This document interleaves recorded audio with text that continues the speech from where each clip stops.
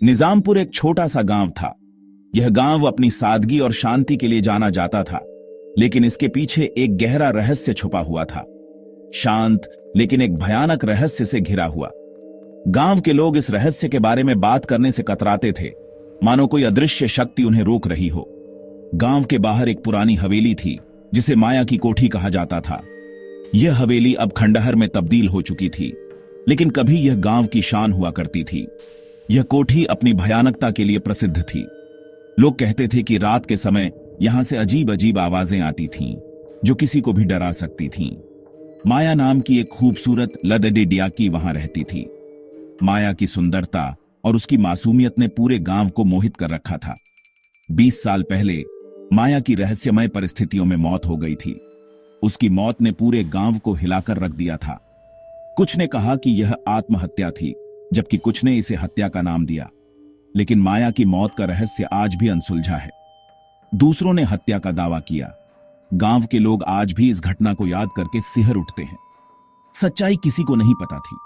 माया की कोठी आज भी उस रहस्य को अपने अंदर समेटे हुए है, जो निजामपुर के लोगों को डराता है। माया की मौत के बाद कोठी वीरान हो गई। यह कोठी कभी गांव की शान हुआ करती थी, लेकिन अब यह एक खंडहर बन चुकी थी। लोग कहते हैं कि माया की आत्मा इस कोठी में कैद हो गई है, लेकिन गांव वाले कहते थे कि माया की आत्मा अभी भी वहां भटकती है।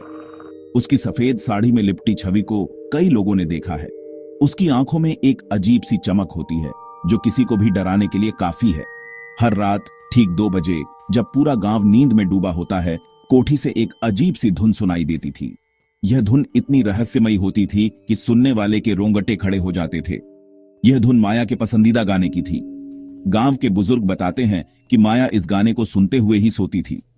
कई लोगों ने कोठी के अंदर जाने की कोशिश की, लेकिन हर बार कुछ अजीब घटित होता था।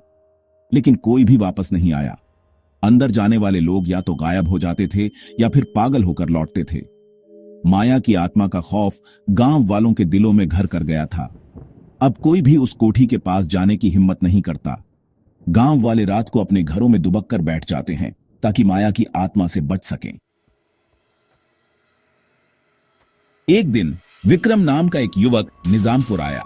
वह एक लेखक था और असाधारण कहानियों में उसकी गहरी रुचि थी। माया की कोठी और उसकी कहानी ने उसे बहुत आकर्षित किया। गांव वालों ने उसे चेतावनी दी, कहा कि कोठी शापित है, लेकिन विक्रम उनकी बातों पर ध्यान नहीं दिया। वह सच्चाई जानना चाहता था। सेक्शन 4। भूतिया रात। एक रात विक्रम ने कोठी में प्रवेश करने का फैसला किया। उसने अपने साथ एक कैमरा और एक रिकॉर्डर लिया। वह रात के 2 बजे का इंतजार करने लगा। जैसे ही घड़ी ने 2 बजे, वह धुन बजने लगी। विक्रम ने अपना कैमरा ऑन किया और आवाज का पीछा करने लगा। सेक्शन 5। रहस्य का अंत। अचानक उसने एक सफेद साड़ी पहने एक महिला को देखा। वह महिला धीरे धीरे बगीचे में चल रही थी, जैसे किसी अदृश्य शक्ति ने उसे खींच लिया हो। विक्रम ने उसे पहचानने की कोशिश की, लेकिन अंधेरे में चेहरा साफ नहीं दिख रहा था। वह छत की ओर जा रही थी। विक्रम उसके पीछे भागा। उसके दिल की धड़कन तेज हो गई थी और हर कदम के साथ उसकी बेचैनी बढ़ती जा रही थी। वह जानता था कि उसे इस रहस्य का अंत करना ही होगा, लेकिन जैसे ही वह छत पर पहुंचा, दरवाजा अपने आप बंद हो गया। विक्रम ने दरवाजे को खोलने की कोशिश की, लेकिन वह जाम हो चुका था। उसे लगा जैसे कोई अदृश्य शक्ति उसे रोक रही हो। चारों ओर से माया की आवाजें गूंजने लगीं। वह आवाजें विक्रम के कानों में गूंज रही थीं, जैसे कोई उसे बुला रहा हो। विक्रम ने चारों ओर देखा, लेकिन उसे कुछ भी दिखाई नहीं दिया। दीवारों पर खून से लिखा था, मैं वापस आऊंगी। विक्रम ने उस खून को छूकर देखा। वह ताजा था। उसे समझ नहीं आ रहा था कि यह सब क्या हो रहा है। अगली सुबह विक्रम गायब था। सिर्फ उसकी रिकॉर्डिंग मिली।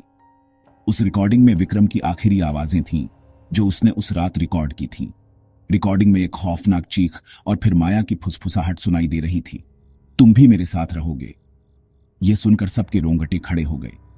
विक्रम का क्या हुआ, यह कोई नहीं जानता, लेकिन उसकी कहानी आज भी लोगों के दिलों में जिंदा है।